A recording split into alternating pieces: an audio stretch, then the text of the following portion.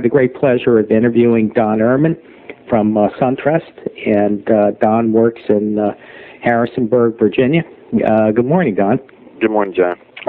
This is going to be a particularly interesting interview, I know up front, because we've spent a little time talking, and I know how articulate you are. But this is going to be interesting for our listeners out there for a different reason, and that is Don averages close to 2 loans a day every day of the year, and he has no helpers. And so I'm going to be very interested in finding how he pulls this magic feat off. And so anyway, but before we even get into that, most of the listeners out there like to know where people came from and how you got in the business and how long you've been in. Okay, well, I've been in the mortgage business about 18 years now, and I just happened to get into the mortgage business. I went to James Madison University, which is in your town. Which is in the town that I grew up in, and then after I got out of James Madison, I went into the Marine Corps as an infantry officer. Got out of the Marine Corps, went back to James Madison University and got a master's degree in business. And upon graduation, really started looking around for what type of career I wanted to go into, and really didn't know exactly where I wanted to go. It was 1983, which was really the end of the last big recession, which was the Jimmy Carter days, and believe it or not, it was really difficult to get into a job at that point in time, because either people wanted a lot of experience from the person, actually that's the big thing, they wanted experience more than anything. And so I checked around. I found a friend that had gone into work for a place called Ryan Financial Services, which is a mortgage lending subsidiary of one of the bigger home builders in the country, which was Ryan Homes at the time. Right, exactly. And she got me in, I guess got my foot in the door, and I took a job as a manager trainee for them, and actually became a branch manager 3 months after I started in the mortgage business. Now, congratulations. To tell you the truth, I didn't have any experience, and that was a challenge in of itself. But I got moved to Raleigh, North Carolina, and it was me and one other person.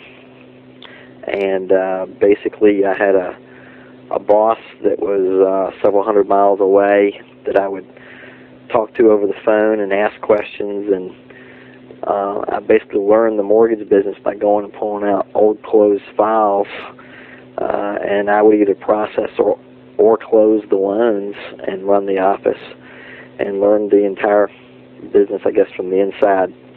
We would take the applications, but we weren't actually going out and soliciting for the business. The home builder had a salesperson that would actually find the buyers and would just send them over to us, and we'd take the application and process and close them. Were they incenting them to come to you all by paying some of the closing costs?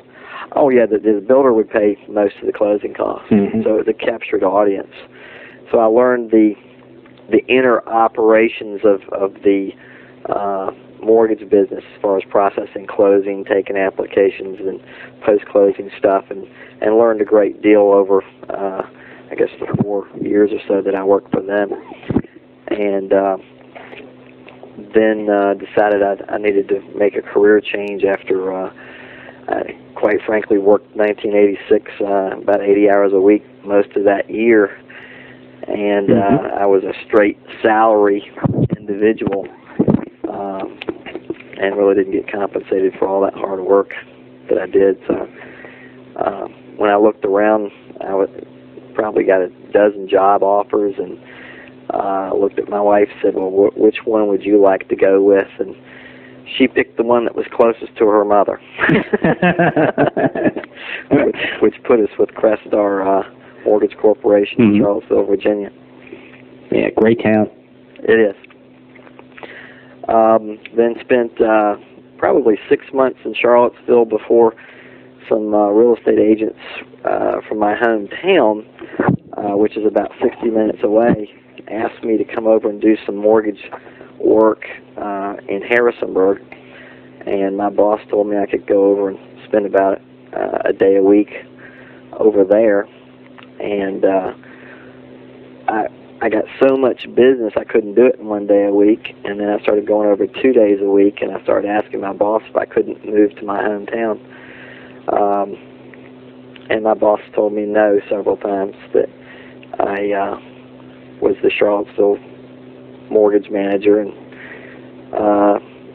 the interesting thing was the next year at the awards banquet, when he handed me a plaque for one of the top producers in the company, he looked at me and he says, "You want to move to Harrisonburg?" Because I had actually probably done about 75% of my business out of Harrisonburg, and was one of the top people in my company. And it was obviously a lot more efficient to move over there. Sure. How far is that from Charlottesville? It's about the listeners out there. How many?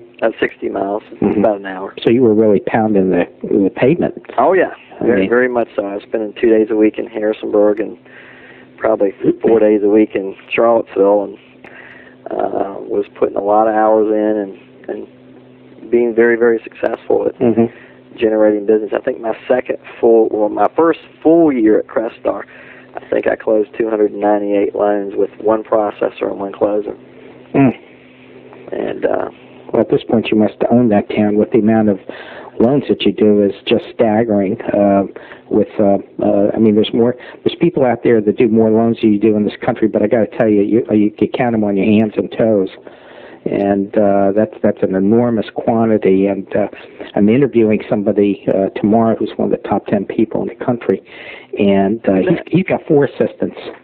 Jim McMahon. Oh, sure. And then I'm going to interview Jeff Lake, who's probably number 2 or 3 on Friday. And but it sounds to me like you certainly had the inner discipline. One of the things that's been interesting, I don't want to put words in your mouth here at all, but one of the interesting things I'm finding in the listeners, too, as they go through the classes, is that a lot of the successful loan officers out there had stable childhoods, loving parents, or some sort of an offset in terms of discipline. You said you were in the Marine Corps as an officer. Were you in the PLC program, or did you go to OCS? PLC. In the PLC program. Well, I was an Army lieutenant, and in fact, Chesty Puller's son, Louis Puller, was a very close friend of mine. Wow. So anyway, most of my friends we were all in the same time in 66, 67, and most of my friends were Marine lieutenants. So I know the discipline that gets instilled, and I'm sure that carried over for you. Let me ask you something. When you went up to Harrisonburg, I'm assuming at that point in time that your client base was pretty set up there, that you were probably doing very little in Charlottesville? I was still doing about 20% of my business out of Charlottesville when I left. But when I left, Crestar said, "Look, man, you're going to be in Harrisonburg. That's your market," and they gave the Charlottesville market to somebody else. So at that point, I cut all the time. Well, most of the strings. I got a few people that would call me, and even had one a couple of years ago. But I've been gone from that market now, I guess, for about 11 years.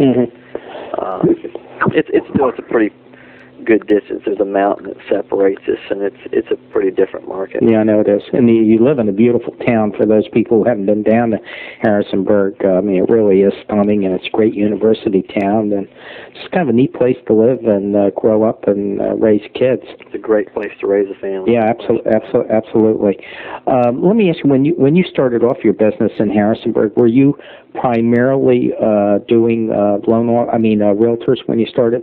Yeah, that's where most of the business came from. Was that, having grown up here, I knew some of the realtors, and a lot of the realtors knew my family, and so it was a good intro. And there were a lot of people. All I had to do was ask for help, and there were a lot of people in this town very, very willing to help. And so I got a lot of referrals up front, and I got some bank referred business, given the fact that I worked for a bank, bank-owned mortgage company.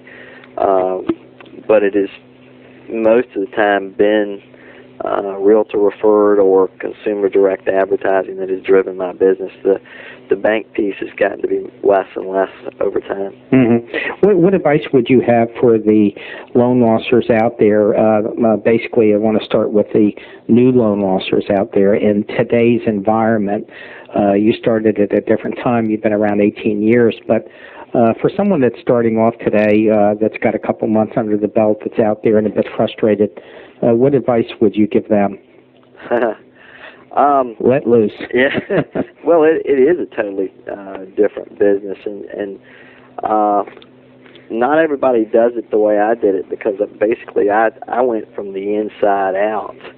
I learned the mortgage business before I became a loan officer. I'd been in the mortgage business, I guess, for over 4 years before I actually got out and started soliciting the loans. So I had a solid foundation of really knowing what was going on inside the offices and the back office, you might say. And that really helped me put deals together and make deals go that the average loan officer wouldn't see go. And I guess these days you see more and more dependence on DU and LP. And a lot of people think that if it doesn't get approved by DU or LP, that the deal can't go. And that's really not the case. I mean, you can still make a lot of deals work that don't necessarily meet those guidelines. But then the other opposite side, that I guess, is that for a loan officer with my experience, it's at times hard to accept that DU and LP will take loans that traditionally would not have gone. So it's kind of a learning curve that goes both ways. Yeah, but I'd like to kind of focus in on the original question and the advice that you might give for people that are just starting off on how they should conduct their business and approaching realtors in particular. Well, building relationships is one of the big things that is absolutely critical, and I think one mistake that a lot of people do, they'll get out there and they'll go after maybe 100 realtors. They're out after everybody, and you just can't do that. You need to find maybe 10 realtors that you really click with and that you really get along well with, and develop a strong relationship with them. And it's you do that one person at a time, and you've got to maintain contact with them, and work very hard from that perspective. But that, again, what you're doing is you're trying to build trust and friendship, and part of that trust is really being a professional, really knowing your job. And the biggest mistake that I see a lot of new loan officers make is they get out and they make a lot of promises, and they don't fulfill those promises because they don't have the experience and the knowledge that they really need, and they need to really spend some time developing that knowledge early on to where they really know the loan products inside and out, and look for somebody that maybe can mentor them that's has been in the mortgage business for a while, that can give them good advice. Ask a lot of questions, and if you can, find a very strong, experienced loan processor that can help you a lot, besides just another loan officer too. So I think it's a combination. Yeah, it kind of gets down to the basics. Know your product, know how to close. It's real simple in the abstract. And there's another good thing that you just said that I didn't bring up. Closing sales techniques as far as closing a deal and how to make things happen. That's something I go back and re-review every year, because it gets very easy to talk product and talk rate and talk other things, but we got to keep on remembering that we're salespeople, and you've got to renew yourself and remember some of the different sales techniques and just closing the deal, because you can spend a lot of time trying to explain things and give out information and not actually close the deal. And you've got the bottom line is it's not how hard you work sometimes, it's how many deals you close and how much you're doing there. Time is wasted unless the deal actually closes. Mm-hmm. What kind of qualities do you bring to that table in terms of closing? Do you go to seminars, listen to tapes? Do you have any specific I do a lot methodology? of it. I mean, given the fact that we're kind of out in a rural setting, we're 2 hours from any major city. It's a little more difficult for us to get out and go to seminars than it is some people that are in, say, the Washington, D.C. market or the Richmond market or something like that. I try to go to at least 1 or 2 seminars a year. I buy every single tape that I can get my hands on that deal with either with mortgage origination, and I bought a lot of non-mortgage related sales tapes, motivational tapes, videotapes, and cassette. One of my initial trainers was a woman by the name of Debbie Jones that put together a lot of mortgage-related instructional tapes and series, and she has gotten out of the business, but since then I found a man by the name of Todd Duncan, and I've got everything he's got, and he's great to it constantly. I'm listening to his tapes and videos and things like that, and I've learned a huge amount of information from him. And in the last year, I've visited 2 of his seminars. And even though I've been in the business 18 years, found that I was just in awe of all the information that I learned, and there was so much more to learn and experience after having been to his 2 seminars. I find that interesting that you're still in awe of learning after 18 years in the business. One of the best salespeople that I ever knew was a fellow named Paul Carvin, and he used to sell dirt. He sold vacation land, and he was a rather interesting story and background on him, but which I'll have to skip here, unfortunately. But probably the most disciplined salesperson that I ever was acquainted with. I never knew him in depth. No one did. He was really kind of a standalone guy. But every single day of his probably at least 40-year career in that business, every single day he would start off the morning when he got up listening to tapes. He would listen to tapes coming in. When he was on the job site, he would listen to tapes and practice. And he did that for 40 years. And his thing was that you can never stop learning, that you forget the basics, and you just need to go back to the fundamentals. Absolutely. I agree 200% with that. And in the mortgage business, you start off, number one, you don't have a lot of experience, but you develop that experience. And with the experience comes kind of a complacency. You think that you can explain everything and tell the people everything there is to know about the mortgage business. One of the things I keep telling people that I'm around is you got to forget everything you know to a point and come back. Don't speak in mortgagese, which is the mortgage language. You've got to remember that the person you're talking to doesn't speak that language. And it's amazing to me how many times I hear people, well, Don, you're the only person I've talked to that, number one, spent time talking to me and talked to me like a person, and you made sense. These other people start talking about DU and LP. Well, first of all, that means something to people who've been in the mortgage business for a while, but they don't understand what the average borrower doesn't understand that, or what FICO scores are, or Beacon scores, and then just all the other different things. You've got to talk to the person as if they're a person and bring it down to what you're doing is you're establishing trust with the person. And then at the end, you've got to close for the sale. You've got to ask for the business.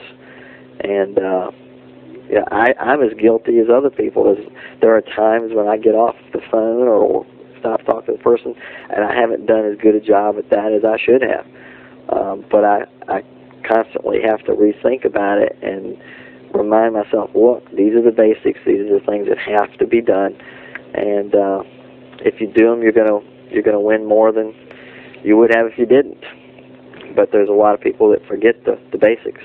You're one of the few people, interestingly enough, that normally the people that I interview spend time on talking about how they get into realtors' offices and develop relationships, but you're talking about a much larger umbrella, and that is the ability to close and the learning process itself. Very few people that I interview really focus on that learning process and how important it is. And the reason I mention that is because there's new loan officers out there, people that have been out there a year or 2 years that are struggling, and they're trying to get to the, as you and I would call it, the next level. And they, for some reason, have an inability to do it. And there's a lot of reasons for that, the whole continuum of human experience. But I think a lot of people, and we're getting into training and stuff, there's so little focus in our industry on training and preparing people properly. Not only on the technical side of the equation, I don't think there's any dispute about it, but on the sales end, really very few loan officers, I think, have intensive classes on salesmanship and how to close. And I just wondered whether you might comment a little bit further on that. Well, yeah, I agree with you 200% on that. I mean, I most of the training that I've obtained over the years has been self-taught or where I've initiated it. I work for a big company, and they have provided some opportunities, but most of the you can't wait for your company to provide you with the training that you're gonna get. You should be getting involved in investing in yourself. Go out and buy all the educational tapes and courses and go to seminars. And the first 4 or 5 years you're in the business, I mean, you've got to realize that you're creating a foundation for future success. I mean, it's you've got to constantly be learning. You might be out there working 50 hours a week, and you still got to devote another 5 to 10 hours a week for education, where you're going to spend the time doing that. And you've got to learn to pay the price. That's what I learned early on from my upbringing, that success takes a great deal of work, and it's an intensity. I guess that's what I bring to what I do different than a lot of people. Is I just work harder, longer, and I'm a very, very focused person. And the Todd Duncan has a lot of sales materials that are out there. They're not all the same thing. They're all focusing on different things. There may be a little duplication in some cases, but you can learn something from every different course and tape series he has, and they can be expensive. But one of the things that you got to understand is that if you buy a $500 tape series or a $300 tape series, well, if you get one loan that you would not have gotten if you hadn't bought those tapes, then you've already paid for it. Exactly. And it's kind of a false economy not to do it. Absolutely. And these the tapes themselves don't replace the seminars. And getting out and talking to other people that have been in the mortgage business, you can learn so much. You can learn information. You can learn a lot of great things from $30, $40, $50 million producers. But I've even told my own company, I said, I get out on occasion, and then the fact that I'm out in a rural area, I'm over an hour away from anybody else that works for my company. But when I sit down and talk to other people that are in the mortgage business, I'll learn stuff from people that are $10 million producers. I'll learn things from people that are $20 and $30 million producers. You can learn something from everybody, and you need to spend time talking to people and pick their brains. I know I heard in Hawaii last year at one of the Todd Duncan events, Jeff Lake was saying swipe and adapt, and the basic premise there is learn something from everybody. And what did you call it? Swipe what? Called swipe and adapt. You take information you learn from other people, whether it's from your company or other companies, and you listen. You learn and you adapt it to your style. You may see things that other people are doing that flat out won't work in your market. Swipe at DBT? swipe it and then adapt. Oh, swipe it and then I see. Okay. And that's a big. You can learn a lot of things from other loan officers. It's a very don't do it all yourself. You can learn things from tapes. You can learn things from people. When you're talking to a person, they may bring up an idea that you may have heard before, but let them elaborate on it. You can learn so much from different people and their perspective on how they adapted it to their particular style, because not everybody has the same style of selling, and different markets are different. But don't just assume things won't work, because unless you've really tried to implement it well, whatever you're trying to do, it may be because you're not doing it right. There's a lot of things that you can do in the mortgage business to create business. One is to solicit realtors, but that is not the only source of business. I mean, I do a good bit of consumer direct advertising, which generates leads, and then it allows me to turn around and feed those leads back to my realtors, to my loyal realtors, and cement the foundation of business with them. How do you do that specifically? I like that idea, and certainly I like the concept. I don't think enough loan officers do that, nor do they realize it, that if you give a realtor a deal that he closes, he's going to make a significant amount of money, and he's going to really like you for it. Well, yeah, I mean, you've got to, hopefully you've developed some relationships with some realtors, and they're sending you business. But when you can turn around and give them back people, then that's making them a great deal of money. So yeah, they tend to appreciate that. And I've used several different ways to try to find leads and get business. I mean, I have a newspaper or a group of newspaper ads that I run. That the newspaper ads basically will have a headline that creates interest. You've got to get the person's attention, and if you don't have a headline, don't expect the borrower or potential borrower to read through a very wordy article trying to find out what your ad's about. Give me a couple examples. Give me a couple examples. Use your tax refund to buy a home. Simple. That's a real popular one that we use right prior to tax season for first-time home buyers. There's some first-time home buyer programs with very low cash out of pocket. And it's the one time a year that a lot of these people will have enough funds to actually have the down payment. They've got the income, they've got the credit, but they don't have the cash to buy a home.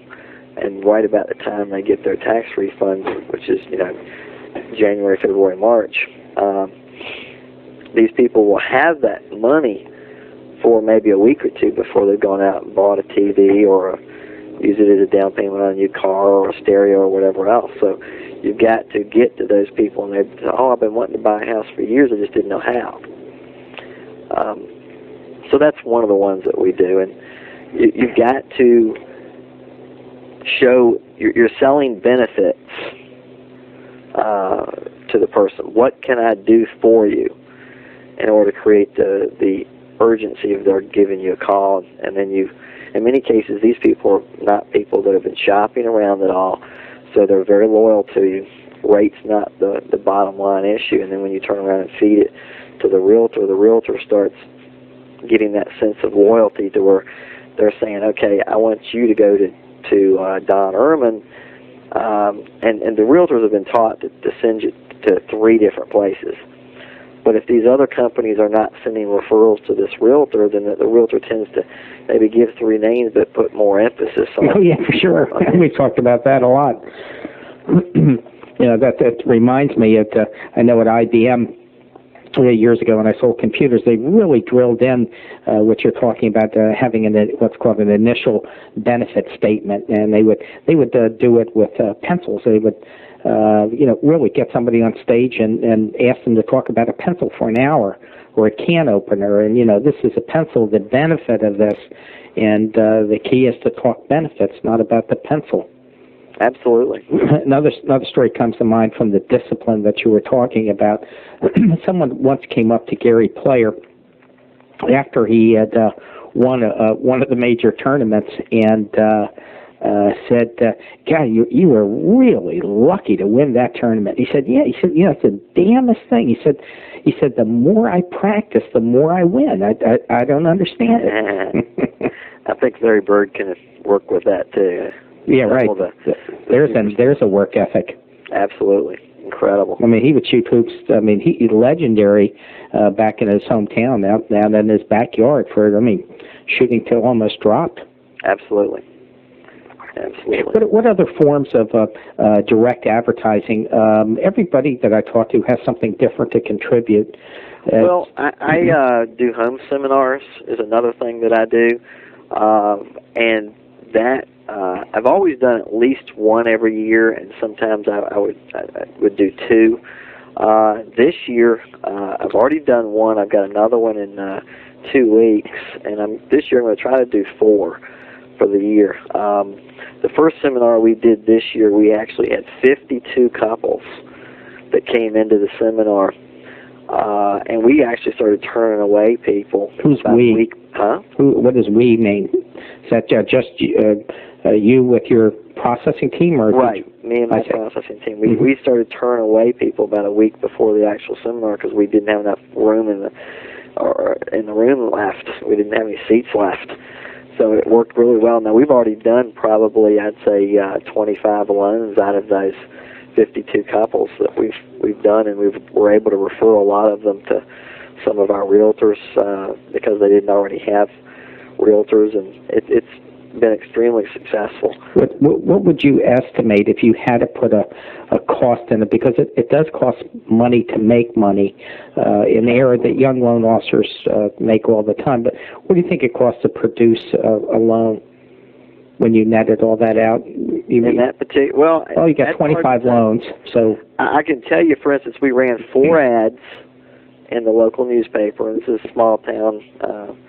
We've got about 100,000 people that live in this city and town, or city, town, and county, which I work in. And so we had 4 ads that say about, probably cost about $1,200. And then we sent ads out to the realtors, and that was almost no cost. The room, we probably had, I would guess, about $1,800 into it, and we made that back with one loan, and we made a whole lot of money on it. You've got to invest in these things, but the home seminar plan that we implemented was basically based on a course that Greg Frost came up with years ago that I bought from Debbie Jones when she was still in the business of teaching mortgage sales. And I implemented that, and it's always worked pretty well for me. What is that essentially? Huh? What are the essential components of it? Well, he just talks about how to conduct a home buyer seminar and how important it is to promote it and how to promote it. I think he's modified it a little bit over the years because he's, I think, from Albuquerque, and his market's changed over time. But he has tried many different ways to promote and to the key is not just do a seminar, but how to capture those people to where you're going to get to do loans for most of them. And so he's got a lot of great ideas on that, on marketing it, getting people in.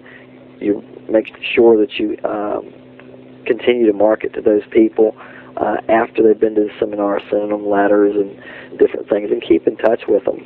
You don't just, if they don't, some people, come back 2 and 3 years later and say, I came to your home seminar and now I'm ready. I haven't been able to find a house. But you also want to hook them up with a good real estate agent that will be sensitive to their particular personality and what they're looking for. And, don't give them to a realtor that's going to try to sell them the first 2 or 3 houses they look at so they can go on to the next one. You're really trying to build a relationship there.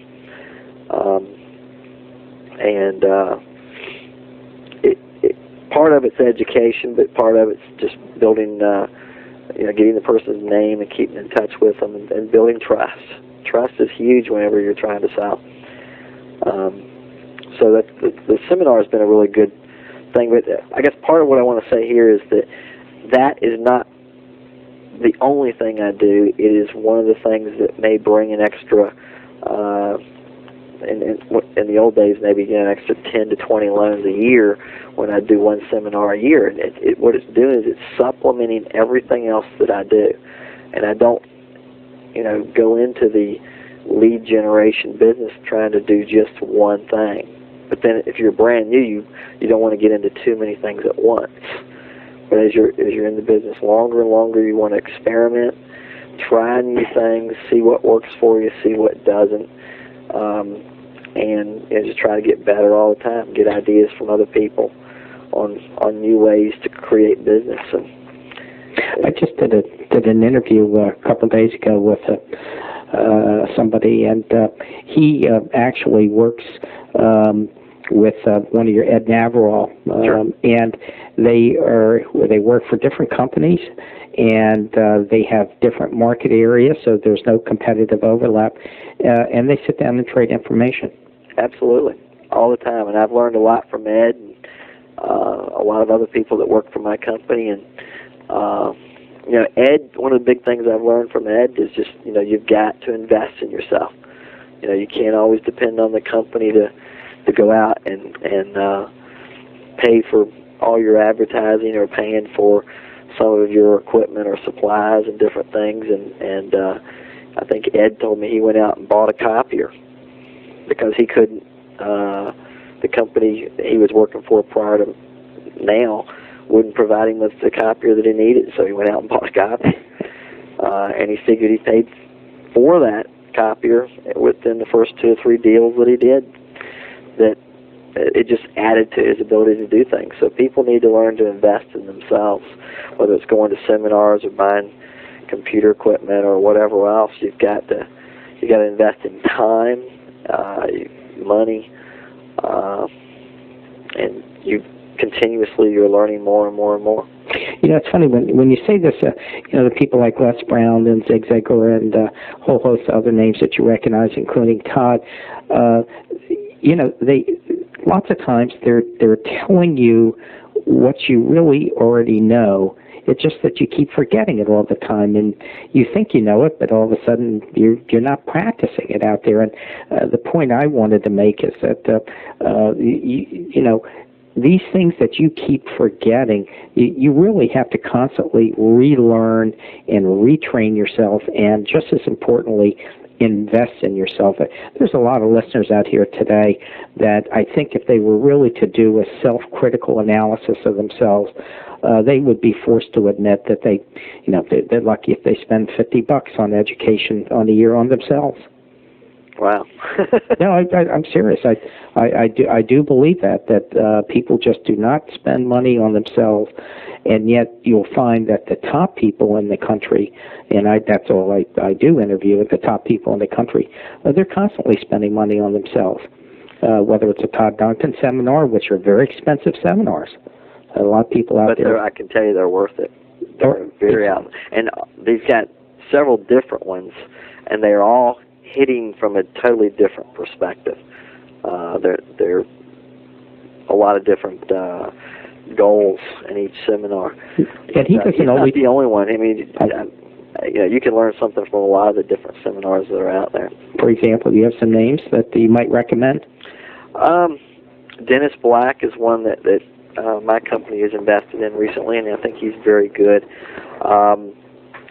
There's Debbie Jones was around for a while. Mortgage Originator Magazine is another very, very good source of information. I've been getting that magazine for years, and I get it too. The most recent article that just came out talks about training. Right, exactly. And it has all kinds of references to different sources, some of which I know and some of which I don't know, but I'm gonna get to know them. Again, the issue is you can learn something from everybody. You may not use all of what you learn. You're going to adapt and use what works best for you, your market and your style. But far as like tapes, I've got mortgage-specific tapes. I've probably got, I'd say, 30 different courses Wow. I've acquired over the years.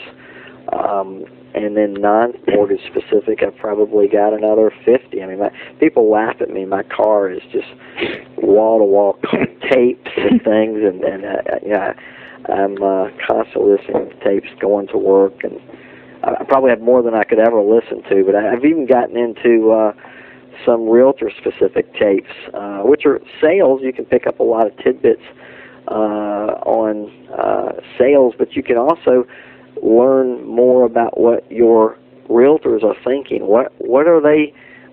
If you know what they're thinking about and what they need, then you can actually relate better to them and even maybe provide them with some information and tapes. That's another thing I've gotten into. It's a place called Front Runner Resources, which will provide all types of educational materials. Some of them are a series of interviews that Todd Duncan does with top originators throughout the country, which are very good. You learn something from those. But then they've got another series where realtors are being interviewed, some of the top realtors throughout the country, and you can send copies of these tapes to your specific real estate agents that you're working with. Now, what you do is you got to leverage this information you're providing to the realtors. You don't send them to 50 different realtors. You need to send them to the people that you're working with as a reward for their working with you. And you may even use it to try to get in with an agent you're not working with, but you're giving them educational resources to build that trust and that rapport with them, and to maintain those relationships. So I guess that's one thing that a lot of loan officers don't do. They get a relationship and then they don't continue to cultivate it. And you've got to do that.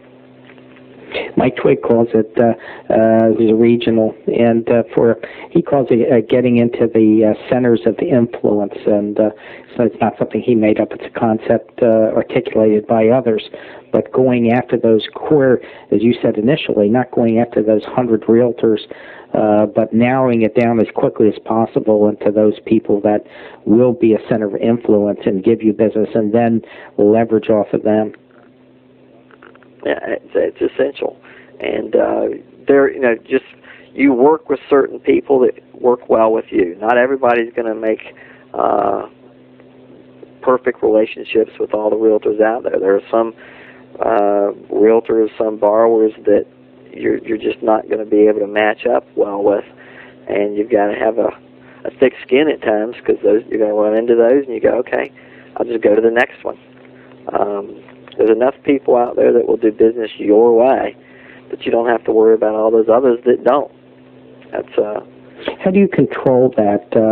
Do you try and control the deal and control the realtor within certain parameters? How do I control it now? I guess it depends on what's going on. I mean, I always am very conscious of trying to give great customer service both to the borrower and the realtor. And we get a lot of borrowers that are working with real estate agents that we're not working a great deal with. And, of course, we do what we can to establish a good reputation, good rapport with that realtor along the way. So we're trying to sell both the borrower and the realtor. If we get a borrower that doesn't have a realtor, again, we use that where we go ahead and refer them back to our good real estate agents, to the ones that are loyal to us, and as a reward, and that helps cement the relationship. But I'm not exactly sure if that answered your question. No, I think so, and I think the fact that it's a relation. There's a common thread that goes through every interview. There's only one or two of them, but I can assure you the one prominent thread that goes through every interview I do is the emphasis on developing relationships. Yeah, and that's absolutely critical, because if you don't develop strong relationships, then number one, the trust isn't there. But then it all boils down to, in some cases, just rate, which you're not going to always have the best rate in town. If you're trying to have the best rate in town, you can't make any money.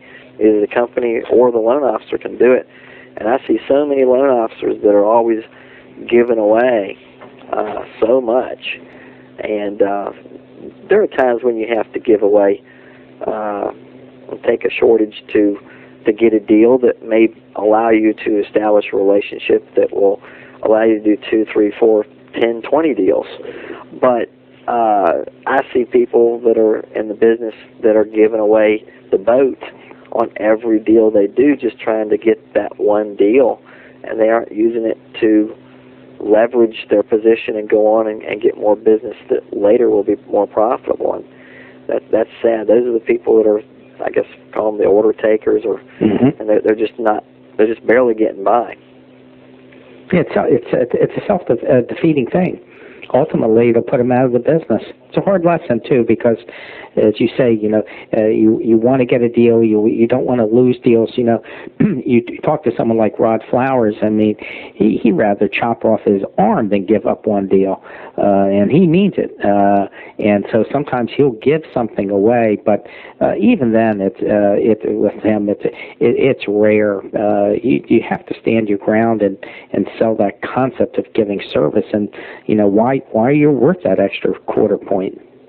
Absolutely. I mean, and the way you avoid that is you've got to develop the relationship and the rapport and the trust with the borrower and the realtor. If the realtor will sell you before the borrower calls you to talk about applying for a loan, then half the battle's already fought. If you can get that, say, well, yeah, you really need to deal with Don or Rod or Ed, because they're going to make the deal happen. They're going to do it better, faster, easier than some of these other places. You're way ahead of the game at that point. And then you've got to continue to build that rapport with that customer all the way through closing and even afterwards. We have started developing some things that we didn't do previously. We have got Mortgage Quest, which is a computer program database to, number one, we started using it about a year ago. It sends out letters to the people that we have pre-qualified, and continues to send them out over time if they haven't applied for a loan, which is it's almost impossible to do without a database, because you just flat out don't have enough time to keep up with everybody. But once you put it into the database, it automatically generates the letters, and one of my subordinates will mail them out. Then another thing it does is it keeps the realtors updated during the time once the person's applied for the loan. And then after the person's closed, it will continue to generate letters to go out to these people, and just keeps contact with them, so that later when we go into another refinance boom, or the person's out to buy another house, that we've got that they're still remembering, hey, this is the guy that's been continuing to write me, even though I haven't seen him in 2 years.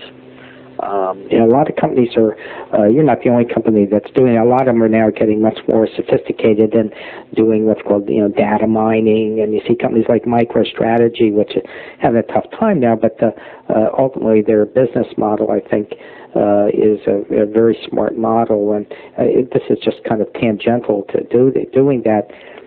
Do you also have your own personal a product like ACT or Goldmine or something that you use to supplement it? Well, the interesting thing is I was just learning about a lot of this stuff when I went to the Todd Duncan seminar in Hawaii, which had some of the top, say, 50 or 80 loan officers in the country. I started hearing all this stuff about ACT and Goldmine, and I'd heard a little bit about it, but when I was there a year ago, I kept learning more and more about it, and we've got ACT now, and we've got it loaded on our computers. We really haven't learned how to use it. You're going to be real happy with it. Most of the loan officers I talk to that are very successful, that's the one they're using, and it's the one I use, and it's fabulous. You in fact, you're going to wonder after a while how you could do business without it. That's what I keep. I have almost, I'm looking at mine now, I have about 700 people in mine, and a couple months ago I had about 500, and there's just no way. There is no way to keep up without creating a system like that. Part of your problem is that you do such an incredible amount of loans, and we're really getting near the end of our allotted time here. But I would like to kind of end by asking you, how do you manage your time? Are you going to get in the system? Have you reached a point? Because I know that you've done over 500 loans for a year for a long, long time. And don't you feel you're reaching a point where you need some help at this point? Well, yeah, there's no question about that. I mean, right now I have 2 processors and a closer, and there's no question. Yes, I'm looking to increase my staff. That's one of the things I've learned from Rod Flowers, who is the one person in my company that does a significant amount more than I do, and then as far as numbers of loans, and then he's got 2 assistants, an operations manager, and a receptionist over above what I've got, and he's able to do another 30% or so more than I am, and I just need to expand my staffing to go to the next level, and that's something I've been working on for a while now. And my goal this year is really to implement some of that. And the key is not getting bodies; it's to get good bodies, people that are the same mindset that I can work with well, and that have the same goals. That you don't just go out and hire just anybody. Because I've tried that and it didn't work. But I've worked on that piece. I want to implement the database system, really start using ACT in a much better way. And I've already looked at outsourcing the implementation of that from a vendor that is a mortgage loan officer that really is specializing in implementing these types of systems for a mortgage branch, and come in and really relate it to the mortgage business, as opposed to just getting somebody that knows ACT. A name you might want to throw out for others, or you want to keep this? Actually, Dave Baca it's one of his employees. Oh, I see. It's within your own company. Yeah. Oh, I'm sorry. Okay. No. I'm not interested. But he's kind proprietary. He's doing it on the side. Well, we just got him fired. But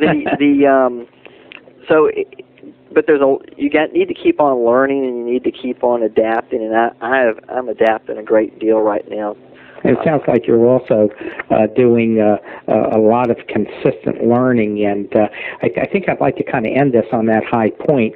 I want to thank you very much for taking the time to talk to everybody today. I think some of the things you had to say were profound. They're different, and they certainly emphasize a different side of the mortgage business that a lot of people they just don't concentrate on. And in particular, what I'm referring to is this constant updating of your knowledge base and training. And I think there's a lot of value out there for our listeners, for those people that are not only new, but for even the very experienced loan officers out there that now and then, you just have to, it's a learning process. And anyway, I want to thank you very much, Don, and it was a pleasure talking to you today. Hey, no problem. Thanks for talking to me, John. Okay.